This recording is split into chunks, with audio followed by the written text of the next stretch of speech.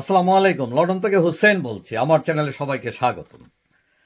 আপনারা জানেন যে ব্রিটেনের সেনাপ্রধান জেনারেল স্যার রোল্যান্ড ওয়াকার গতকাল হঠাৎ করেই ঘোষণা দিয়েছেন যে তার সেনাবাহিনীকে প্রস্তুত থাকতে ৩ বছরের জন্য যুদ্ধ করার জন্য। হঠাৎ করেই যুদ্ধ করার এই প্রস্তুতি কেন? তিনি সতর্ক দিয়ে বলেছেন সারা বিশ্ব এখন একটি অস্থির অবস্থায় আছে এবং সেনাপ্রধান বলেছেন যে ২০২৭ সালের মধ্যে তাদের শক্তি দ্বিগুণ করতে হবে এবং এই দশকের শেষে এসে সেটাকে ৩ গুণে পরিণত করতে হবে। এখন কথা হচ্ছে তিনি যে যুদ্ধের প্রস্তুতির কথা বললেন, কার সাথে যুদ্ধ, কেন যুদ্ধ? অনেকেই ধারণা করছেন যে এই যে ইউক্রেন যুদ্ধে দুটো ভাগ হয়ে গেছে বিশ্ব, বিশেষ করে পরাশক্তি রাশিয়া এবং চায়না এক পক্ষে এবং ব্রিটেন, ফ্রান্স, জার্মানি, আমেরিকা এগুলো এক পক্ষে। মূলত তিনি তার বক্তব্যে যেটা বললেন সেখানে তিনি এটাও উল্লেখ করেছেন যে চীন তাইওয়ানকে পুনরুদ্ধার করার চেষ্টা করছে এবং ইরান পারমাণবিক অস্ত্র তৈরির চেষ্টা করছে।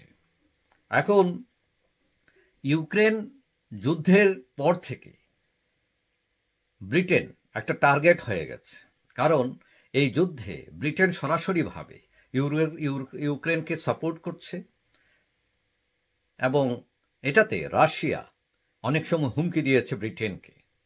ধারণা করা হচ্ছে যে রাশিয়া এবং চীন শক্তি সঞ্চয় করছে এই ইউক্রেন যুদ্ধের পর থেকে, কারণ তারা বিশ্বাস করছে হয়তো যে তাদের উপর আক্রমণ হতে পারে অদূর ভবিষ্যতে এবং সেই আক্রমণ যদি হয় সেখানে ব্রিটেনও অংশ নিতে পারে আমেরিকার সাথে এবং ইউক্রেন যুদ্ধে ব্রিটেনের ভূমিকার কারণে তারা চায়না এবং রাশিয়ার শত্রুতে পরিণত হয়েছে এবং এই শত্রুর বিরুদ্ধে যে কোনো ব্যবস্থা নিতে যে কোনো সময় তারা উঠে দাঁড়াতে পারে এবং সেই জন্যই ব্রিটেনের সেনাপ্রধান তৈরি থাকতে বলেছেন এবং সেটা ৩ বছরের মধ্যে, অর্থাৎ ৩ বছরের মধ্যে যুদ্ধ লাগার সম্ভাবনা আছে ব্রিটেনের সাথে।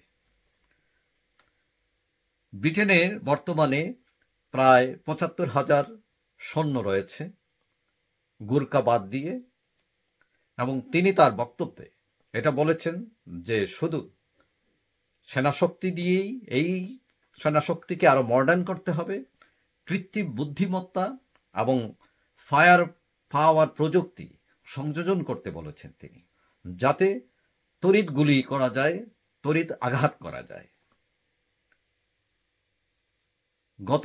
বিগত সরকার যে বাজেট দিয়েছিল সেখানে দেখা যায় জিডিপির 2.3% সামরিক খাতে ব্যয় হয়েছে। স্টারমার নির্বাচনের আগে বলেছিলেন সেটা তিনি 2.5% পর্যন্ত উন্নীত করতে চান। এখন কথা হচ্ছে যুদ্ধ কোনো কারণেই ভালো নয়, যুদ্ধ মৃত্যু আনে, কিন্তু আত্মরক্ষার্থে অনেক সময় যুদ্ধ করতে হয়, দাঁড়াতে হয়। ব্রিটেনের সেনাপ্রধানের এই উদ্যোগ, এই বক্তব্য, আমরা এটা বুঝতে পারছি যে সময় ভালো যাচ্ছে না, সময় খারাপ আসতে পারে, প্রস্তুতি দরকার আছে এবং তাতে সামরিক শক্তিতে যে ব্রিটেন তার যে অবস্থান ছিল সেই অবস্থান যাতে ধরে রাখতে পারে, আরো উন্নতি করতে পারে, সেই প্রচেষ্টায় কথাই তিনি বলেছেন। এখানে সরকার তাকে কতটুকু সাপোর্ট করে এটাও একটা বিষয়, তবে আশা করা যায় ব্রিটেন তার শক্তিমত্তা দিয়ে দাঁড়াতে পারবে যাতে কেউ চোখ রাঙাতে না পারে। যাই হোক, সবাই ভালো থাকবেন। আর যারা আমার চ্যানেল সাবস্ক্রাইব করেন না, ইচ্ছা করলে করতে পারেন, তাহলে পরবর্তী ভিডিও আপনার কাছে অটোমেটিক চলে যাবে। সবাই ভালো থাকবেন। আল্লাহ হাফিজ।